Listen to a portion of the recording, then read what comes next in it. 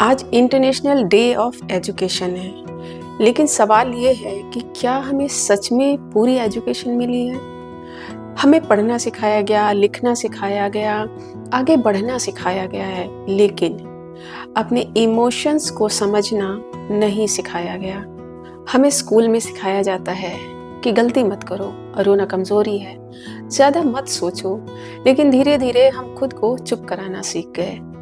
लेकिन जब आज रिश्ते टूटते हैं, ऑफिस में लोग बर्न आउट होते हैं, घरों में बात करना मुश्किल हो जाता है, तो वजह सिर्फ स्किल्स की कमी होना नहीं होता है, वजह है इमोशनल एजुकेशन की कमी।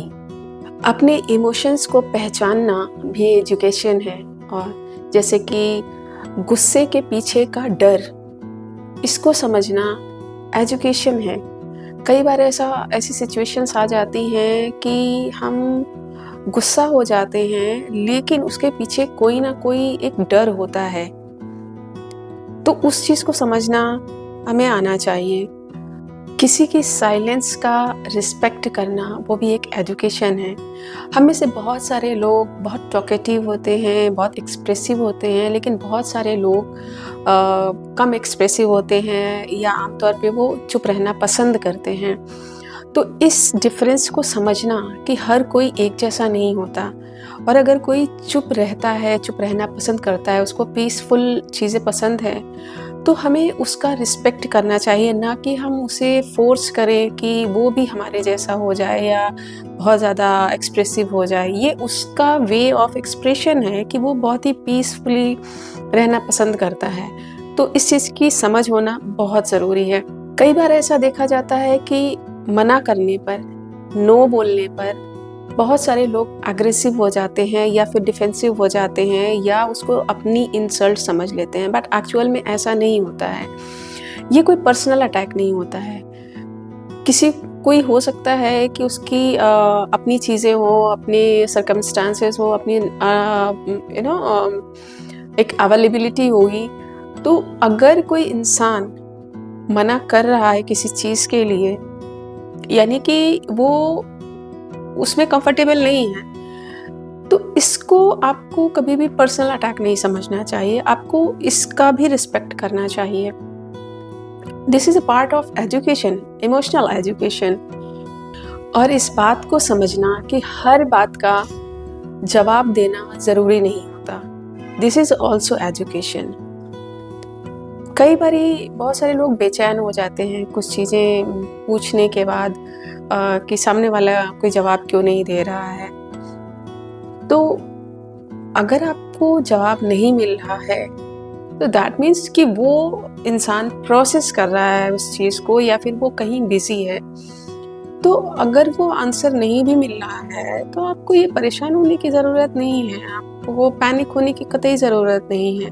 कभी कभी कुछ बातों को इग्नोर कर देना बेटर होता है। कुछ टाइम जब आप दे देते हैं अपने थॉट प्रोसेस को, तो वो प्रोसेस होने के बाद ज़्यादा क्लैरिटी के साथ वो चीज़ आपके सामने आती है। तो इसलिए अगर जवाब कभी नहीं कोई मिलता है या कोई नहीं रिस्पॉन्ड कर रहा है, तो थोड़ा सा टाइम दीजिए, थोड़ा सा पेशेंस रखना चाहिए। हमें अक्सर ये सिखाया जाता है कि एडजस्ट करो, बर्दाश्त कर लो, या फिर कॉम्प्रोमाइज़ कर लो, समझौता कर लो। लेकिन हमें ये नहीं सिखाया जाता है कि किसी की इमोशनल बाउंड्रीज को लांघना, उसके अंदर प्रवेश करना, वो भी अशिक्षा है। यानी कि आपको समझ नहीं है इस चीज़ की। और अपनी बाउंड्री को बताना, अपनी बाउंड्री को फर्मली रखना, this is not selfishness, this is self awareness. जो लोग सेल्फ अवेयर होते हैं, वो अपनी बाउंड्रीज को बहुत ही फर्मली रखते हैं। और कई बार ऐसा होता है कि बहुत सारे लोग अपने लिए तो चाहते हैं कि उनको वैसा ही ट्रीटमेंट मिले, या उनकी मर्ज़ी के बिना कोई उनके पास ना आए, बिना उनकी मर्ज़ी के कोई उनसे बात ना करे, कोई उनके दायरे में ना आए। लेकिन ऐसे बहुत से लोग जो इस तरीके का काम करते हैं, वो दूसरे की बाउंड्रीज की रिस्पेक्ट नहीं करते हैं। वो जानबूझ के कई बार परेशान करने के लिए, कई बार यूं ही हंसी मजाक के सेंस में उसकी रिस्पेक्ट नहीं करते हैं।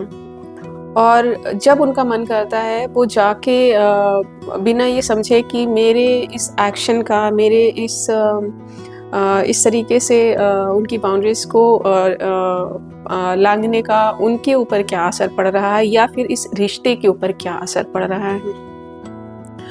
तो इस चीज़ को भी समझना बहुत ज़रूरी है कि हम अपने बाउंड्रीज़ का भी प्रोटेक्शन करें और किसी और की भी अगर है ऐसा कोई बाउंड्रीज़ रखता है तो हमें उसकी भी रिस्पेक्ट करनी चाहिए। ज़रा सोच कर देखो कि अगर हम बच्चों को ये सिखा पाते कि तुम्हें जो कुछ भी महसूस हो रहा है उसे समझना ज़रूरी है, तो शायद वो बड़े होकर खुद को उन्हें नहीं खोना पड़ता। हमने अक्सर अपने आसपास देखा है कि बच्चे जब कुछ बताने आ रहे होते हैं किसी के बारे में, चाहे वो स्कूल की बात हो, घर की बात हो, रिश्तेदारों की बात हो या उनकी अपनी ही एक जो अलग दुनिया है, कुछ भी अगर वो आपसे शेयर कर रहे हैं तो कहीं न कहीं उसके पीछे एक इमोशन है, उस बच्चे का इमोशन है। पर कई पेरेंट्स ऐसे होते हैं जो उनको डाँट देते हैं या फिर वो बिज़ी होने की वजह से उनको समय नहीं दे पाते हैं। तो इमोशन क्या होता है कि कई बार एक्यूमुलेट रहता है और कई बारी वो ख़त्म हो जाता है, वैनिश हो जाता है धीरे-धीरे। तो दोनों ही केसेस में वो नुकसानदायक है, क्योंकि इमोशन अगर आया है आपकी बॉडी में और वो प्रोसेस नहीं हो पाया है, तो वो कहीं न कहीं आपको पॉज़िटिवली या नेगेटिवली अफ़ेक्ट करेगा। और ज़्यादातर जो इमोशंस एक्सप्रेस नहीं हो पाते हैं, प्रोसेस नहीं हो पाते हैं, वो नेगेटिवली अफ़ेक्ट करते हैं हमारी पर्सनैलिटी को over the period of development. जब तक हम एडल्टहुड में आते हैं, बहुत सारी चीज़ों को हैंडल करते हैं, तो उन सप्रेस्ड इमोशंस का, अनप्रोसेस्ड इमोशंस का हमारे लाइफ में अलग-अलग टाइम पे अलग-अलग इम्पैक्ट पड़ता है। आज एजुकेशन डे पर बस इतना याद रखो कि डिग्रियां शायद हमें कोई नौकरी दिला सकती हैं, लेकिन इमोशनल समझ हमें इंसान बनाती है, एक बेहतर इंसान बनाती है।